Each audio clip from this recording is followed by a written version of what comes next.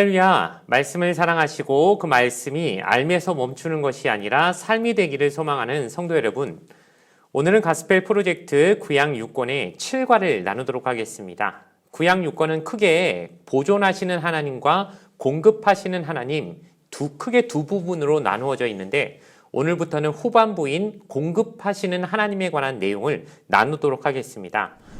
7과의 제목은 이때를 위함이 아닌가라는 것입니다. 이 과에서는 에스더 이야기의 앞부분을 살펴볼 것입니다. 본과의 내용을 통해 보이지 않는 상황에서도 하나님을 찾는 법과 세상을 위한 하나님의 계획에서 우리도 역할을 감당하고 있음을 깨달아 대가를 치르더라도 그분을 따르는 위험을 감수할 용기를 얻게 될 것입니다. 오늘 나누는 내용을 통해 하나님의 위대한 구원 계획에 동참하는 우리가 되기를 소원합니다. 첫 번째로 살펴볼 세션 포인트는 하나님이 숨어버리신 것처럼 느껴질 때도 하나님을 구하라는 것입니다. 에스더 4장 1절부터 7절까지 말씀 중에 1절부터 4절까지 말씀을 제가 읽어드리겠습니다. 모르드게가 이 모든 일을 알고 자기의 옷을 찢고 굵은 베옷을 입고 재를 뒤집어 쓰고 성중에 나가서 대성통곡하며 대궐문 앞까지 이르렀으니 굵은 베옷 입은 자는 대궐문에 들어가지 못함이라. 왕의 명령과 조서가 각 지방에 이름에 유다인이 크게 애통하여 금식하며 울며 부르짖고 굵은 베옷을 입고 재에 누운 자가 무수하더라. 에스더의 시녀와 내시가 나와 전하니 왕후가 매우 근심하여 입을 의복을 모르드게에게 보내어 그 굵은 베옷을 벗기고자 하나 모르드게가 받지 아니하는지라. 바사 제국의 유대인들 가운데 모르드게를 비롯한 일부 유대인들은 바사의 문화에 동화되기를 거부했고, 이로 인해 유대인을 멸하라는 바사 왕의 조서가 각 지방에 이르렀습니다. 그래서 모르드게는 유대인을 죽이려는 계획을 알고 자기의 옷을 찢고 굵은 베옷을 입고 재를 뒤집어 쓰고 성중에 나가 대성통곡을 하였고, 또 왕의 조서가 전달되자 많은 유대인들도 크게 애통하며 금식하고 울며 부르짖고 역시 굵은 베옷을 입고 재에 누웠습니다.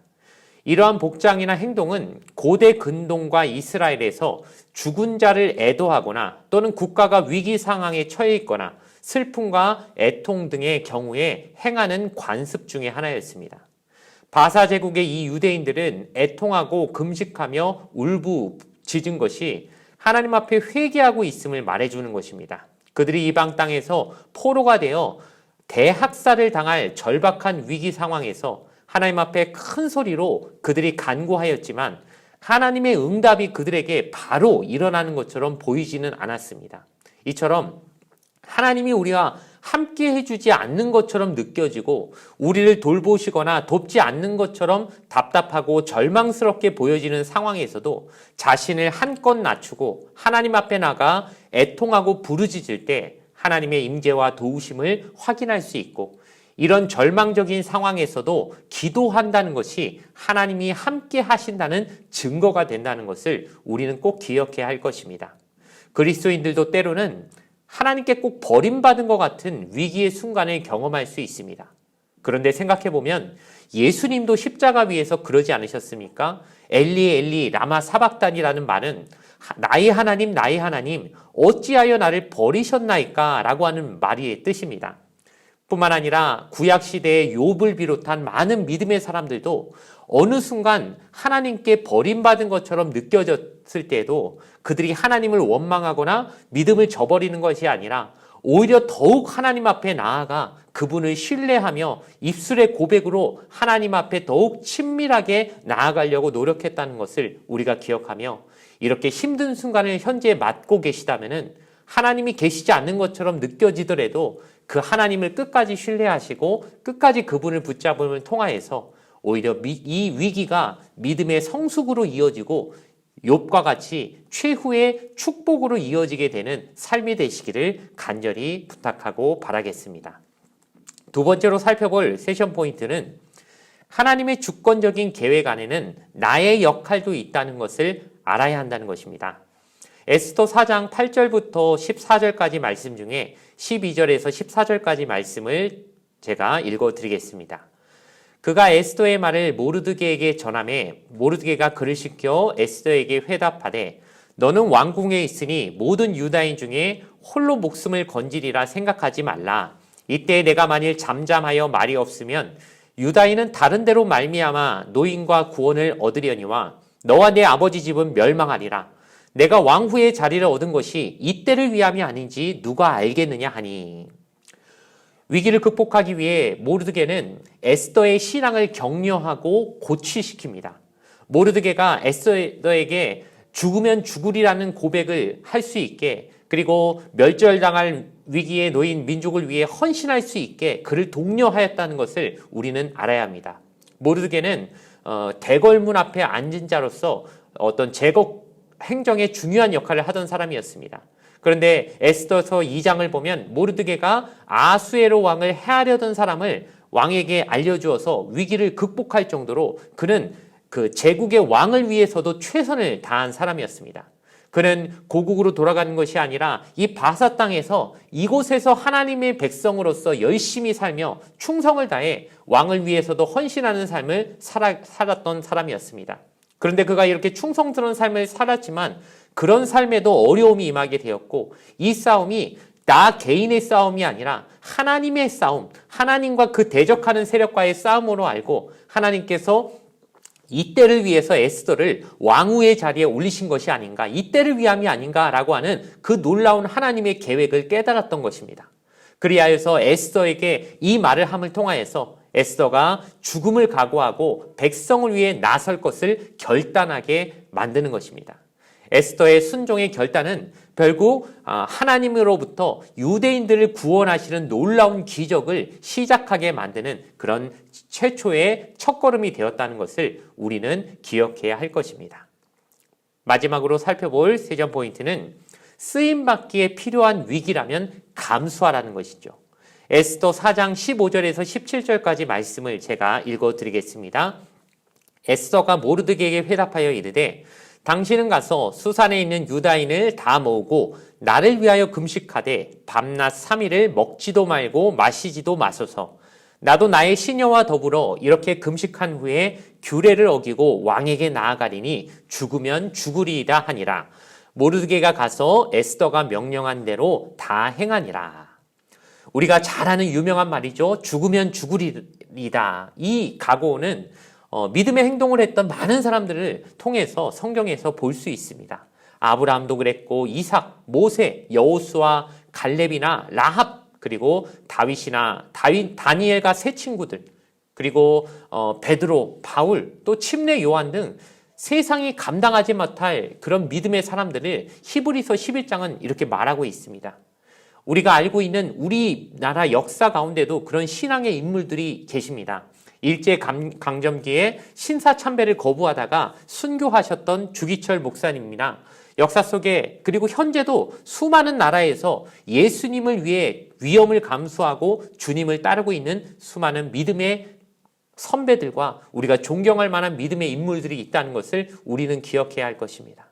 그들은 자신의 한 명의 생명이 위태로워지고 또 아니고 이것에 중요한 것이 아니라 주님을 따르고 하나님의 말씀에 그 명령에 순종해 나간다면 그것 때문에 받는 어려움이나 힘든 것은 나에게 있어서 오히려 자랑이고 하나님을 잘 섬겼다고 하는 훈장처럼 느끼며 그것을 받아들였던 분들이었기 때문에 그 모진 풍파나 그 어려움들도 능히 감당할 수 있었을 것입니다.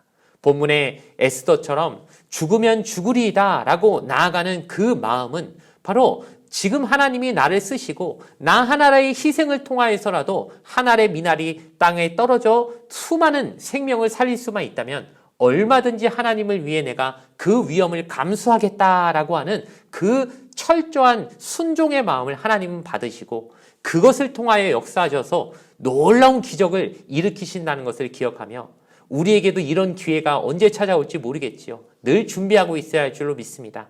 미리 대비하고 있다가 나에게 하나님이 이런 기회를 주시면서 너의 그 희생을 통해 내가 놀라운 기적을 베풀기를 원한다라고 하나님이 우리에게 이러한 에스더와 똑같은 기회를 주실 때 우리 역시 아멘하고 죽으면 죽으리이다 이렇게 나아갈 수 있는 동일한 신앙의 모습을 보일 수 있게 되기를 간절히 부탁을 드리겠습니다. 이 과의 결론을 내리려고 합니다. 하나님은 우리의 과거와 현재를 모두 엮어서 하나님의 원대한 계획의 일부가 되게 하십니다. 우리가 살아왔던 삶을 돌이켜보면 다 모든 것 하나 버릴 것이 없다는 것을 우리는 깨닫게 됩니다. 내 모든 삶에서의 경험이 그 하나님이 빚으시는 놀라운 예술 작품의 재료가 된다는 것을 우리는 깨달아야 됩니다. 그리고 그것이 각 족속과 방언과 나라에서 나온 백성들이 함께 주님의 보좌로 나오게 하는 놀라운 계획의 일부라는 것도 알아야 할 것입니다. 하나님은 모든 민족, 세계 열방이 하나님께 찬양하고 예배드리러 나오는 그 날을 계획하고 계시고 그 놀라운 계획 가운데 우리 한 사람 한 사람을 그 도구로 사용하고 계시다는 것을 우리는 깨달아야 될 것입니다. 그러므로 내가 살아가는 삶이 그저 내가 하고 싶은 것을 하는데 내 시간을 소모하라고 하나님이 주신 것이 아니라 내가 하나님의 놀라운 계획에서 어느 파트를 맡고 있는 계획의 일부인지를 깨닫는 것이 바로 사명과 소명을 깨닫는 가장 중요한 행위라는 것을 기억하고 오늘도 나의 삶이 하나님의 어떤 부분을 감당하고 있는 것인가 이것을 깨닫기 위해 그리고 거기에 순종하기 위해 정말 나의 모든 삶에 가장 집중을 하시는 여러분이 되어지기를 간절히 부탁을 드리겠습니다. 우리의 사명을 몇 가지로 정리를 해보면은 하나님은 땅끝까지 구원을 이루실 주님의 계획 속에서 우리의 목적을 발견하고 성취하라고 하십니다. 그러기 위해서는 첫 번째로 하나님의 섭리를 분명히 알 수 없더라도 주님의 도움을 구해야 할 것입니다. 위기의 순간에 하나님이 단번에 보이는 것처럼 하나님이 명확하게 뚜렷하게 우리에게 드러나시는 것처럼 역사하지는 않으실 수 있습니다. 그런데 그렇다고 하나님이 계시지 않는 것이 아니라 하늘에 태양이 있어도 구름이 가리고 있으면 그 태양을 볼 수 없듯이 지금 당장 하나님이 안 계셔서 못 보는 것이 아니라 하나님이 그 구름 너머에서도 역사하고 계시다고 하는 걸 믿는 믿음으로 믿음의 눈으로 하나님을 바라볼 때 그 위기에서 끝까지 승리할 수 있다는 것을 우리는 꼭 기억해야 할 것입니다. 두 번째로 주님의 계획 안에 나의 역할이 있음을 인식하고 먼저 헌신하려고 해야 합니다. 하나님이 어떠한 일을 우리에게 맡기시려고 할 때 우리가 그것을 피하려고 하고 그 일이 나에게 오는 것을 어떻게든 좀 회피해 보려고 하는 우리의 모습들이 항상 많이 있다는 것을 우리가 경험합니다.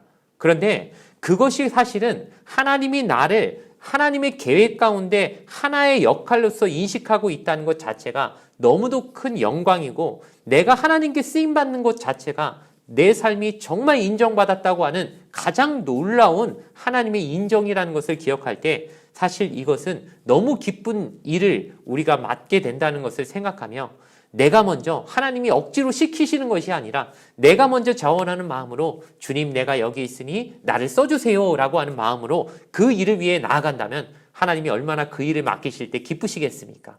그런 기쁨을 하나님 앞에 드릴 수 있는 저와 여러분이 되어지길 바랍니다. 마지막으로 복음을 전하는데 어쩔 수 없이 생기는 위험까지 감수하는 용기를 구해야 될 것입니다. 하나님의 일을 하면서 그 일이 평탄하지만 않다는 것을 우리는 계속해서 강조하고 있습니다. 여러 믿음의 인물들이 하나님의 일을 할 때 그저 아무런 어려움이나 핍박이나 방해가 오지 않았던 것이 아니라는 것을 우린 잘 압니다.